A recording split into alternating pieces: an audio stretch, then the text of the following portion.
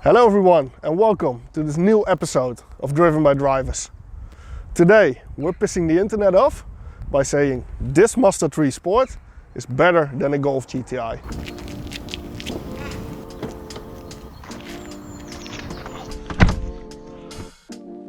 So let me explain why this Mazda is a way better choice than a Golf GTI.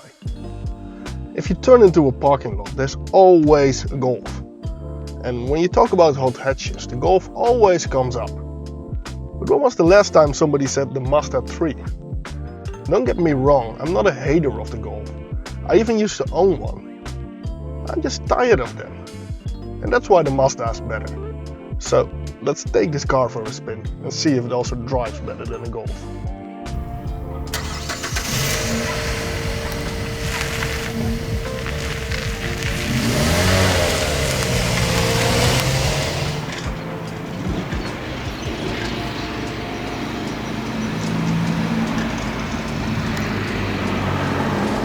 And there you have it.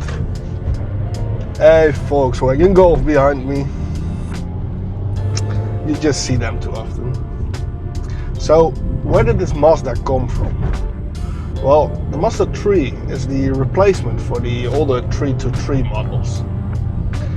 And I've never been much of a fan of the older 323s. Especially the latest model 323 was just a boring car. But I remember this Mazda 3 coming new on the market, and especially the MPS model. The first time I saw that, I was sold. This BK series stepped into a crowded C segment, and it stood out actually in that segment because of the futuristic looks. And I mean, take the looks of this car and compare it to a Honda Civic or Peugeot 307. None of those cars were as grown up as this Mazda was on its release, and it's aged even better if you ask me. Even for today's standards, it's still looking pretty fine.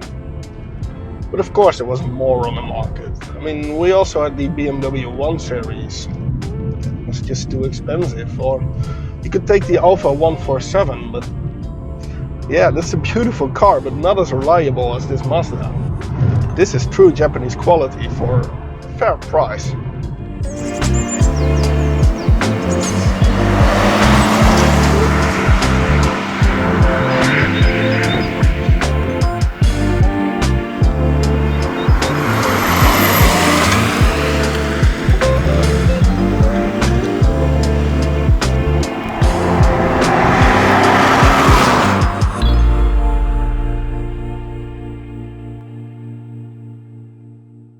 So, its place on the market was good, but what did you get on the inside when you bought this car as new? Well, for a hot hatch, it's pretty rich and quick. And sure, there's a bit of wear and tear, but this car is from 2005 and has done over 220,000 kilometers, so nothing you won't expect for a car this age. So, we have 4 electric windows, central locking and electric adjustable mirrors for a start. This car is equipped with 1-zone climate control and the factory radio. And that's the thing that really complements this dashboard. There is a trip computer and we have automatic wipers and automatic headlights. There is also steering wheel radio buttons and one of the cooler things, factory sunblinds in the rear.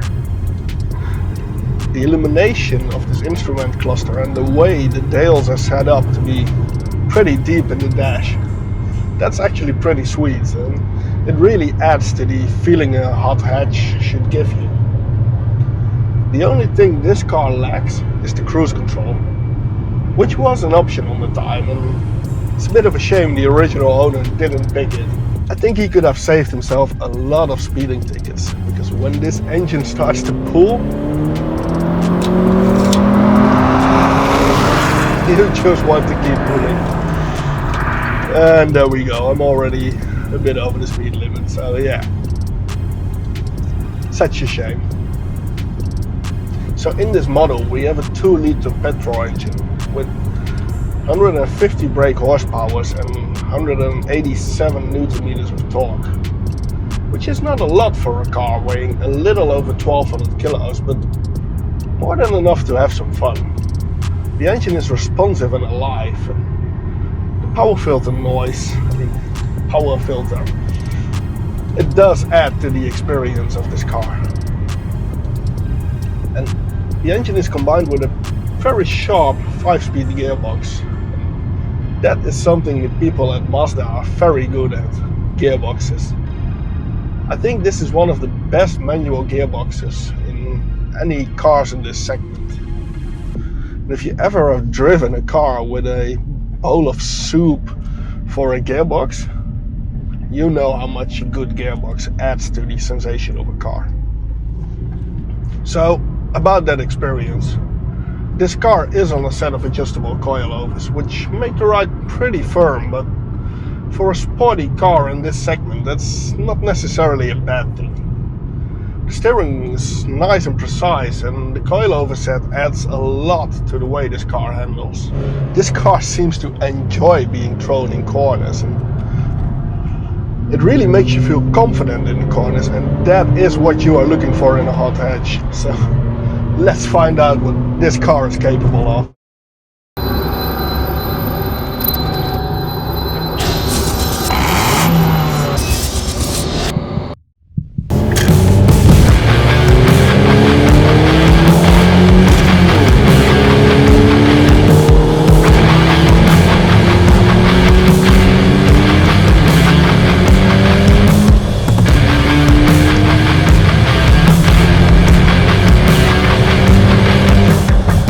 This absolutely is a snappy car.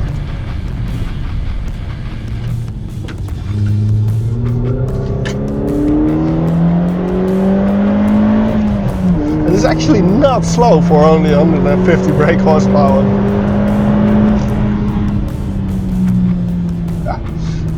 Yeah, this is good fun. Yeah.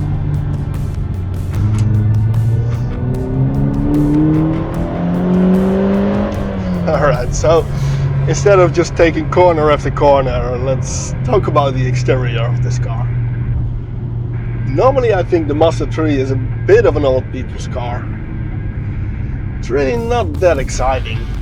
It's reliable because it's Japanese, and that's what this car image really shows off. There is some nice stuff, for example the projector headlights and the way this line goes all the way from the front to the rear. But on the stock model it's not enough to undo the old people image. Now with the sport model they made that completely disappear. We now have a nice bumper package on this car, which exists of a lower, more aggressive front bumper, a fatter rear bumper which complements the way these lights sit so wide on the body. And we also have this little spoiler on the rear. And to make this package complete, Mazda added these side skirts. Another feature of the sport package are the sport seats. And even though these are a little beat up, they still sit as they should. But I have to admit, in long time tear and wear, Volkswagen Golf might be the better car.